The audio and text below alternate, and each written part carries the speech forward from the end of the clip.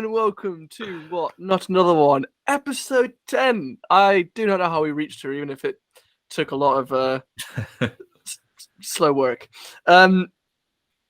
Big episode today. Following on from Brexit, we're going to talk about, every party leader is basically left now since 2019, as Nicola Sturgeon decided to announce her resignation as leader of the SNP, SNP, and as the First Minister of Scotland. She's the last one. She was the last one standing of the major parties, and the only party leaders left now from 2019 are Adam Price of Plaid Cymru and Emily MacDonald of Sinn Féin. So basically, the class in 2019 is almost completely gone. I mean, Sinn Féin, they don't obviously sit in the Commons, so... Yeah. Well, now did Nicola Sturgeon, to be fair. Let's just cut that bit out. No, we're leaving that in.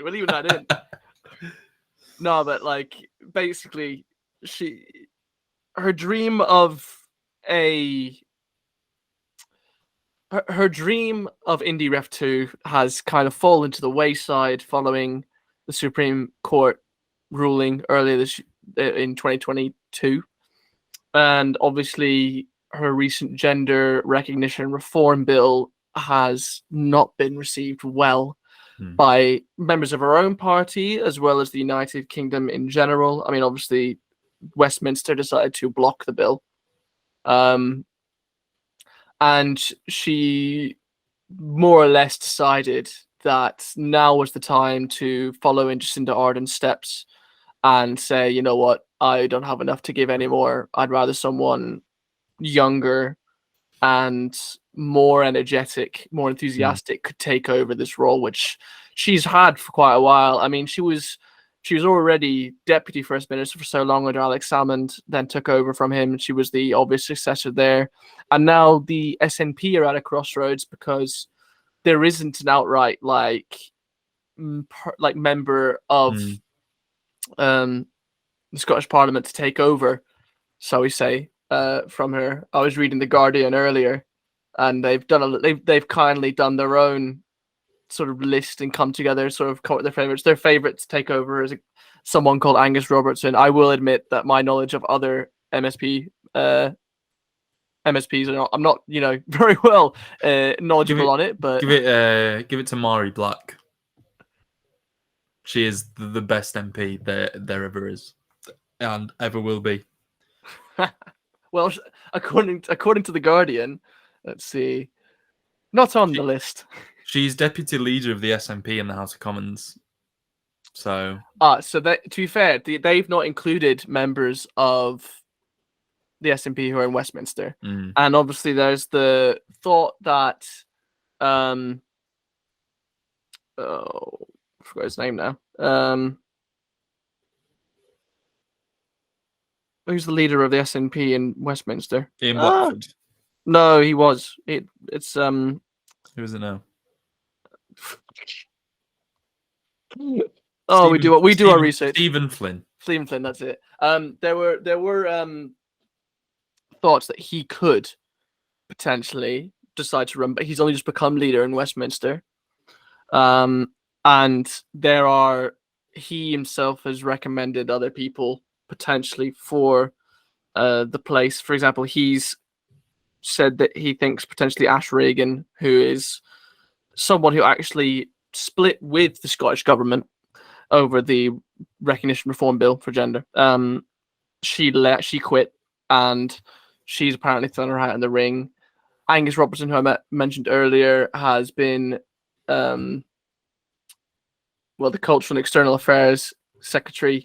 He's also a former Westminster leader of the SNP, and he's supposedly the favourite, but he's not regarded well on the left of the party because of his support for an independent Scotland joining NATO. The honest truth is that the majority of the people who are favourites either have in some way screwed up in the past, or they are so young that they do not maybe have the required experience. For an independent Scotland to join NATO, you need an independent Scotland first, which I don't. Is as we've said, it's not going to happen. We've discussed this in a previous episode, and the thing is, like, basically, the resignation of Nicola Sturgeon throws a spanner in the works for IndieRef 2, because whilst it was even with her in power, like, it was unlikely to ever happen, it's almost like they're gonna have to put it on the back burner and say, look, there are bigger pressing issues. First of all, they've got to find a new leader. They've got to fix other issues like the NHS.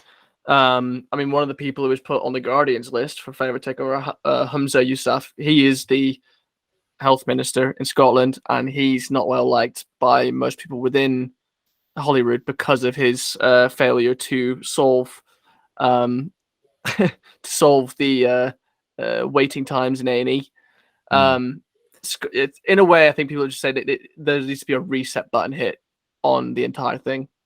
Yeah, I think it's going to have repercussions. Obviously, we're 2 years off, maybe a general election, but it's going to have repercussions for that, because obviously the SNP's numbers have grown over the last few years. You know, it was the big problem for Labour. Lost a lot of their support in Scotland. The SNP sort of exploded in popularity. But as you said, it's a bit of a crossroads. Where do they go now? And who, you know, depending who's in. I mean, you know, if there was a general election called before 2025, again, I still think there will be. I think it doesn't matter what the polls say. I don't think Labour would have enough to have an outright majority. Yeah, I know the polls are saying that and are going that way, but I feel like they're going to have to make some deals or have a minority parliament, which nobody wants. And the SNP, again, unlikely to say, yeah, come on, let's do it. But stranger things have happened. Well, the SNP will make it a prerequisite of any agreement in that situation that to join a coalition, they will have to be promised a IndieRef 2. Yeah. And Labour have said they won't do that. The Tories, we know, absolutely will not allow the union to split. And there's really little else available to any other party in Westminster, to either the two major parties in Westminster, in terms of coalitions, because Lib Dems will not join in coalition with the Tories ever again, probably, at least in our lifetime, I imagine. And they won't join with Labour because, well, they probably won't get the numbers required anyway to aid them enough. The DUP deal was only because it was literally scraping the bottom of the barrel for the. I mean, they only needed 8 MPs, and the DUP were 10, so that was easy for the Tories back in 2017. And I mean, in this situation now, like, it's for the SNP, like, it's not just a normal crossroads. Like, you've lost Alex Salmond was a cult leader, and you know, a cult personality, and Nicola Sturgeon was the exact same. The image of the SNP was of those two.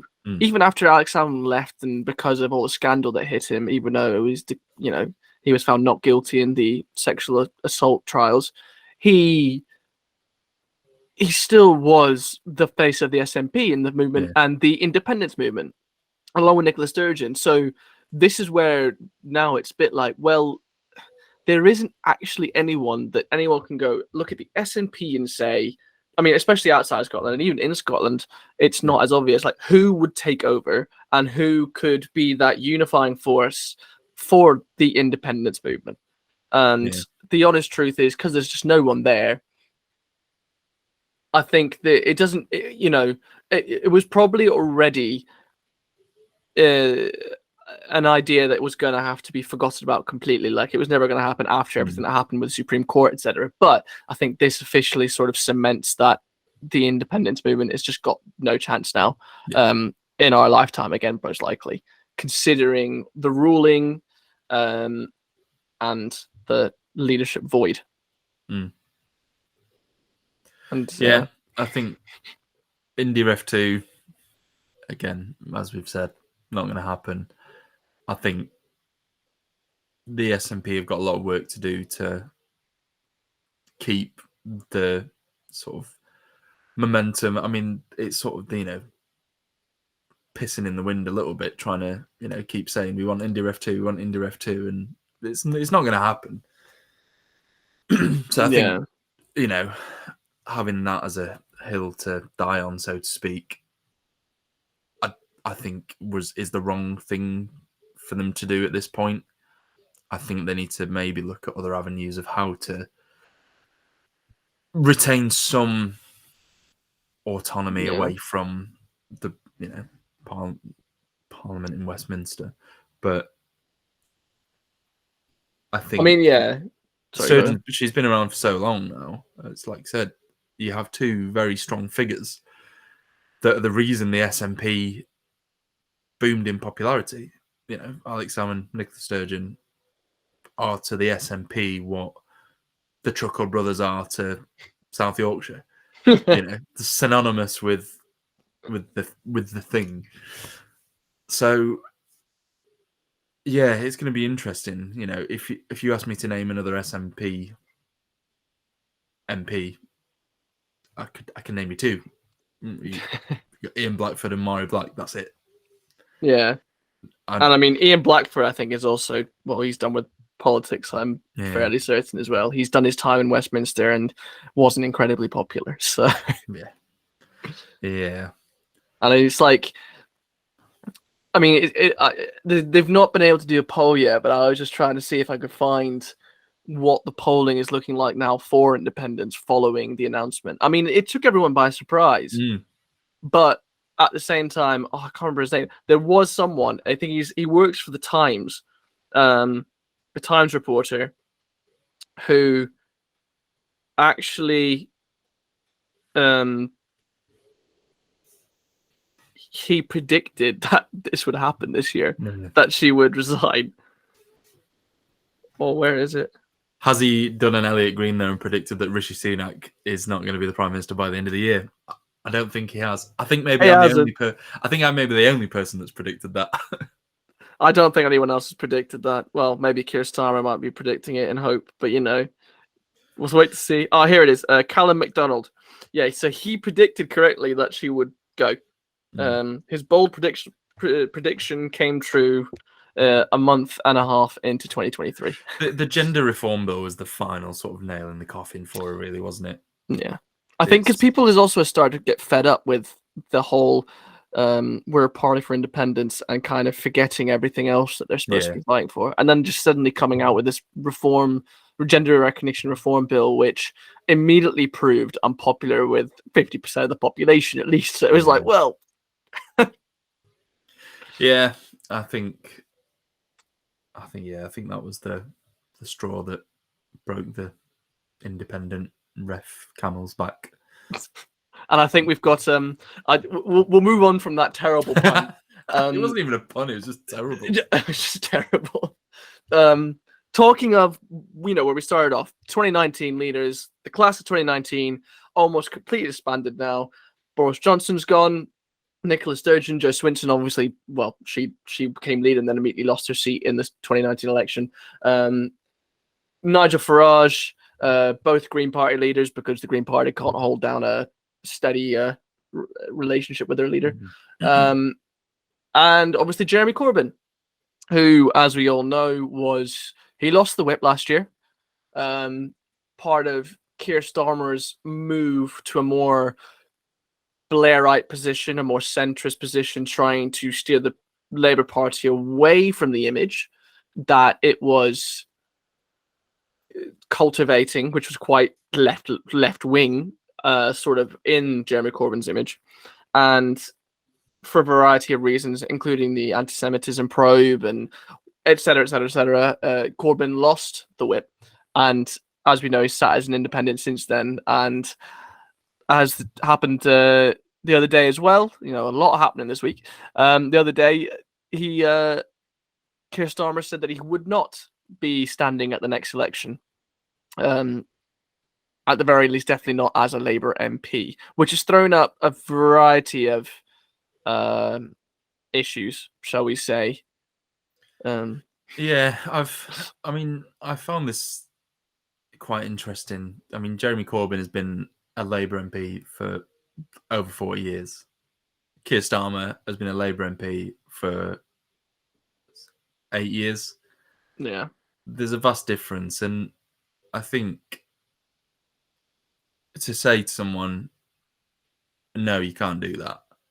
Obviously, it's the party's right and the party's prerogative to sort of protect its image. But Jeremy Corbyn put out a statement saying, he's fought on behalf of his community for a more equal, caring, peaceful society. There's a reason that he's been the MP for Islington North for 40 years because people vote for him. They like him being their MP. You're not an MP for the same place for 40 years. Yeah. Or however long he's been the MP. I don't know how long he has actually been the MP for Islington North, but he's been Labour for a long time. About 40, 45 years, something like that. I mean, the images that get thrown around about him, you get images of him in like black and white. So yeah, and he says, Keir Starmer's statement about his future is a flagrant attack on the democratic rights of Islington North Labour Party members. It's up to them, not party leaders, to decide who their candidate should be. Any attempt to block my candidacy is a denial of due process, should be opposed by anybody who believes in the value of democracy. I think he's got a point. I think he has a point to an extent. 2019, the election was a catastrophe for Labour. It was steamrolled by Bojo Johnson. And, I think it's taken a lot to build back up to, the Tories haven't helped themselves, but it's taken Labour a while to build that back up. And, having that more on the fence aspect of a lot of Labour's sort of like Keir Starmer's sort of gone after Rishi Sunak for, not supporting people on strike and not willing to talk about wage increases and then he's trying to create a different party. Yeah, it won't come out and support people on the picket line and said if you're a Labour MP and you go and support a picket line, you're seen on the picket line, then you're going to get a rap across the knuckles. Yeah, but the whole point of the Labour Party is it's a shift, and we'll mention that as Corbyn obviously brings baggage with him, which is one of those reasons he's getting dumped. But one thing I saw this morning actually was interesting. It was a tweet from Keir Starmer, basically where he said that local members should choose the candidates, which I think the way Politics Joe put it as well. Keir Starmer stood in 2020 saying local members should choose their candidate, except in Islington North. Yeah, and it's like, you know what? Understandable. You don't want Corbyn in the party because of the baggage he brings. Because he's. You look at Corbyn, and the majority of people would say they see far left and anti-Semite. Now, it's difficult calling him anti-Semite because he's never actually said anything anti-Semitic, as far as I'm aware, in public. This is a party problem, and he was the leader and didn't deal with it. Yeah. But they still call him an anti-Semite. And then you get the far left aspect, which is just not a popular concept with the UK. The UK will happily vote for a Labour government, probably, if they had to. But it has to be very centrist, because the UK traditionally, just generally, is a right-wing country. That is just how it works. It's been like that throughout its history. And Corbyn represents something that it would be so extreme to elect him as that ideology. It goes against the grain of what it means to be British almost.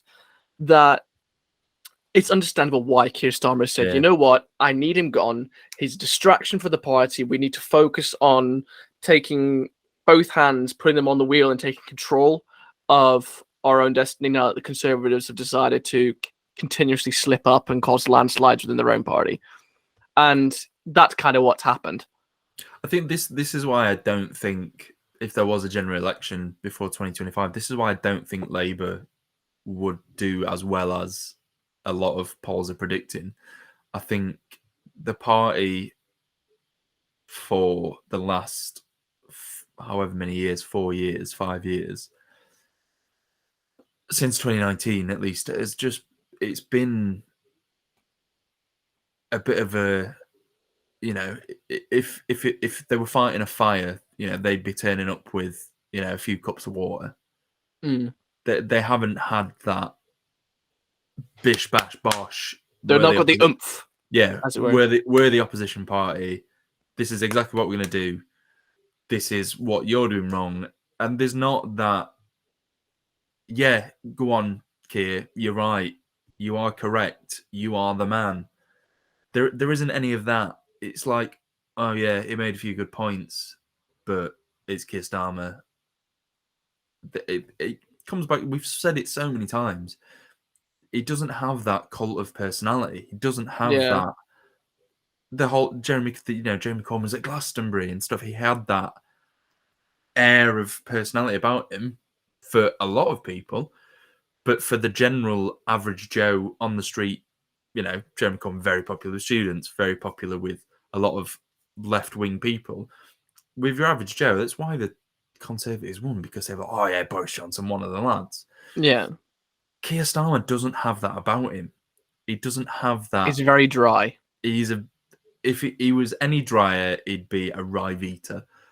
He doesn't have the personality. It's a strange thing in politics, isn't it? Where you vote based on a person. You don't vote like, especially today. Oh god, yeah. The Labour manifesto of 2019. Everyone said, "Oh, how are we going to pay for free internet for everyone?" It was a fully costed manifesto. All the costings were there. How they were going to pay for it. Nobody said, right. Not like the mini budget of Kwasi Kwarteng and Liz Truss, where they said, we're going to do all this. How are you going to pay for it? I don't know. It was costed. But they wanted the money that grows on trees. Exactly. But because people don't vote on manifesto. People vote because, my family have always voted this way, or I like this person as a person. I'll vote for them. I don't like that person, so I'm going to vote for this person. It's like being at school.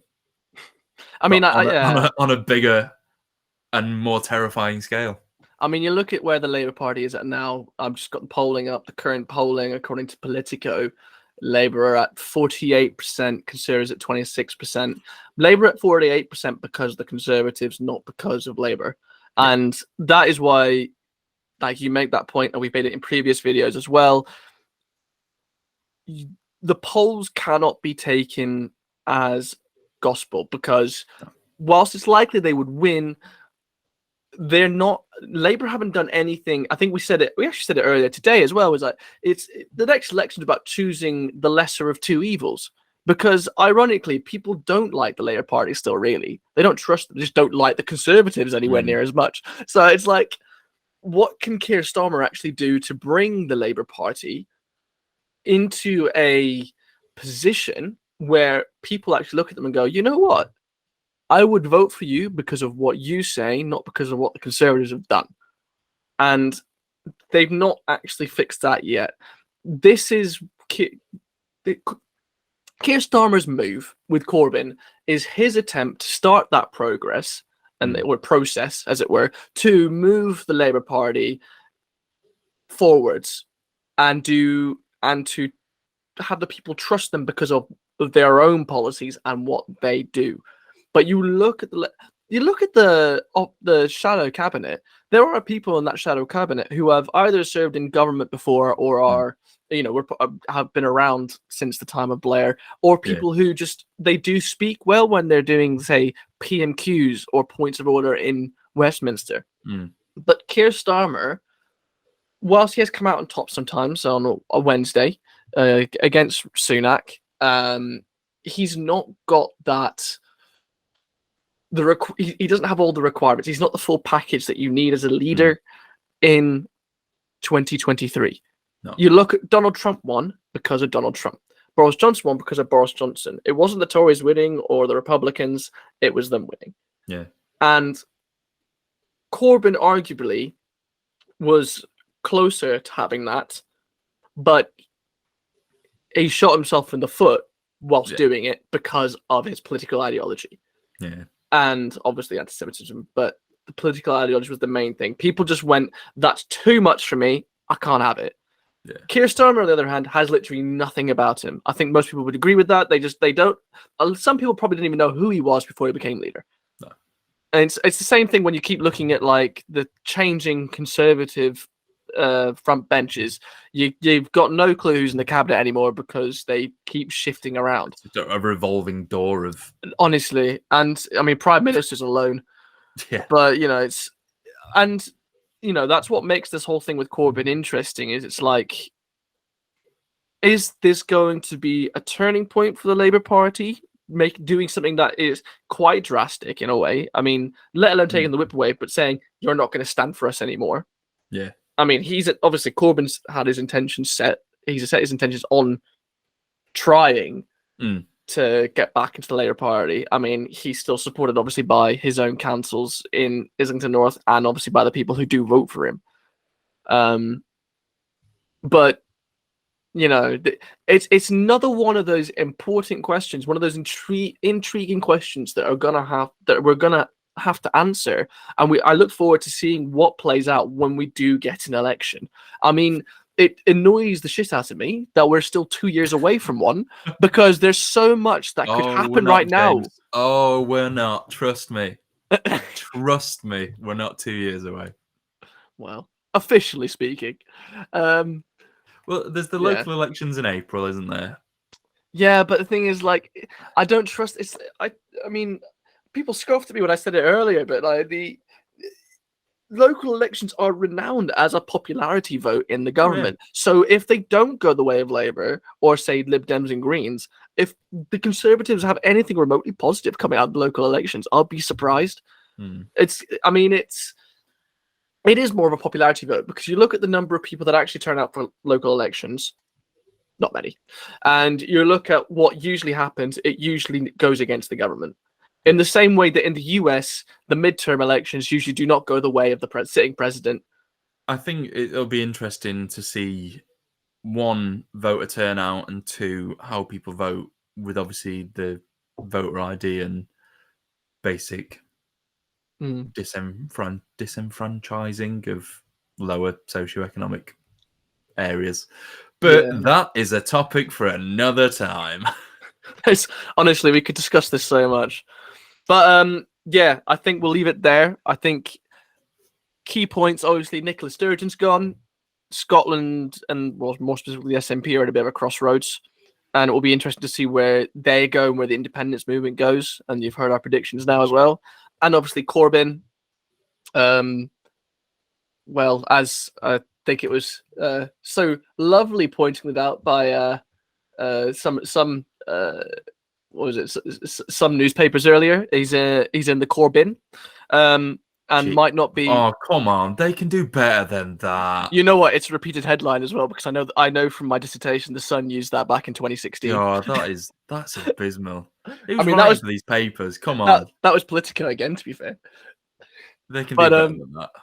But so I think we'll leave it there. And I mean, feel free to let us know what you think, and keep showing the love for these videos. We love doing these. And we'll see what else happens in the world of British politics. General election now.